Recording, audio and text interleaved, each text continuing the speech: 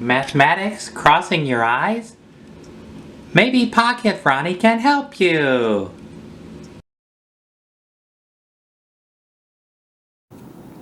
Okay, I'm going to be showing you how to measure angles with a protractor. Okay, this is a protractor. You have also this protractor, and here's a little protractor. They're all the same. Okay, angles are measured in degrees, and so you use a protractor to measure them.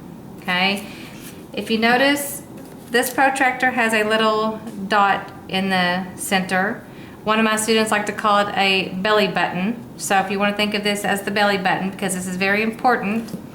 This protractor has a swinging arm on it. So this very center at the rotating point, that would be considered, quote, the belly button or the center. Okay, that's very important. And on this clear one, there is a dotted line across the bottom.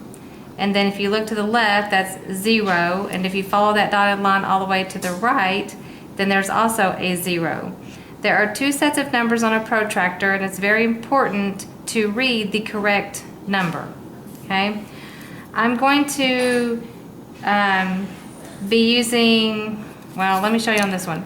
On this protractor, the belly button, if you were to draw a line all the way across, there's your 0 on the left, and if you draw a line from this dot in the middle all the way to the right, you would get to 180, or there's also would be a 0 down here, you just don't see it. So I'm going to be using this clear one because it's easier for me to see with this clear one. So this is how you measure angles.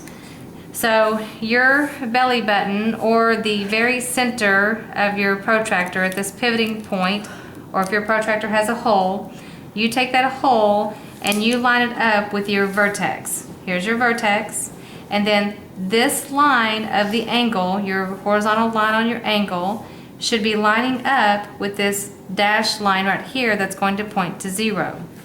So I'm going to flatten this out the best that I can.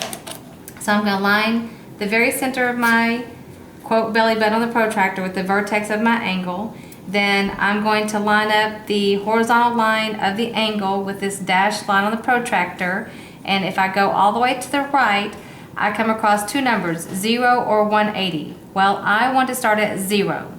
Whatever line you're pointing to the right or to the left, you're always going to start at 0. Okay? So I'm going to start at 0, and then I will take my arm and follow along until it matches with this line of the other angle. And you can always extend, you can take a pencil and a ruler and extend this line up to where if you don't have an arm, then you can match your line, your pencil line up with the number here. Okay? So if I take this arm and line it up with that line, then it's really close to 90. Okay? Protractors, we can't get exact. We're just doing the best that we can.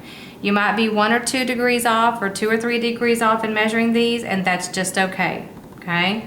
So this is not the most accurate way to measure angles, but this is the start of learning how to measure angles.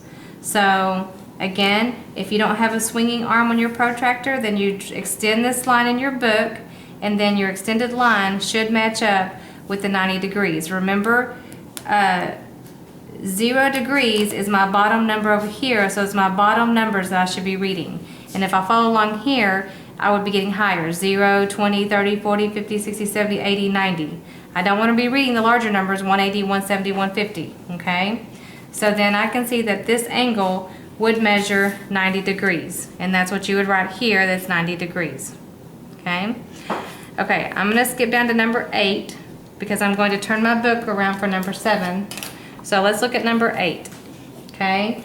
If it's better for you to make a little point where the vertex is so that you can distinguish the vertex, then that is okay.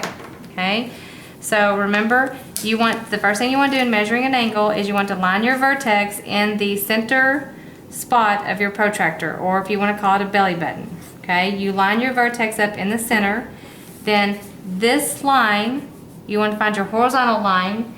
Your horizontal line should match up with this horizontal line on the protractor. So I'm going to line those up, and I'm going to line that horizontal line with the dash line on my protractor. And going to the left, I'm going to always start at 0. when I'm measuring, you always start at 0. So 0 is the top number.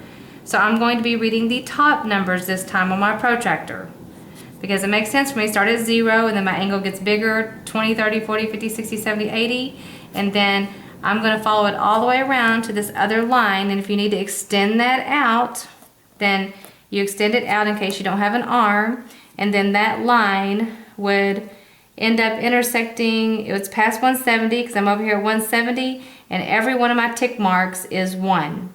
So to me it looks like it lines up somewhere around 172. To me is what it looks like it lines up. And again, this is just close, but you need to see if it makes sense. I start at 0 here, and I'm going to go all the way, and then I'm going to measure all the way to 170 over here. The most your angle will ever be in a straight line is 180. So this looks like it's close to 172. He has written 170. So 170, 171, 172 is okay. Okay, so let's look at number 7. So you can either turn your protractor upside down or you can turn your book. So don't forget your book will turn. Most of the time people like to work with their protractor. They call it right side up this way. And so if that's easier, then you can turn your book. And so that way I don't have to turn my protractor. The same principle. So it's the same principle. Take the center hole of your protractor, your quote belly button, and line it up with the vertex of the angle. So I'm going to line that up there. Then the horizontal line of the angle needs to line up with this dashed line, or the 0 line of your protractor. So this line lines up to where it points all the way to 0. I'm always starting at 0, so since I want to start at 0, I'm going to use my top numbers because I'm always starting at 0.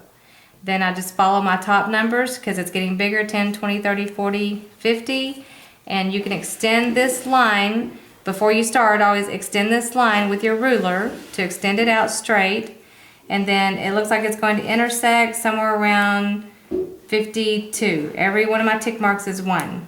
So if I use my arm, then I can put it here, and it looks like it's somewhere around 52 degrees. So he has 50, but 50 degrees, 51 degrees, 52 degrees. So that's how you can do it. So the main thing is just don't forget you can turn your pages around to make it easier for you to use your protractor.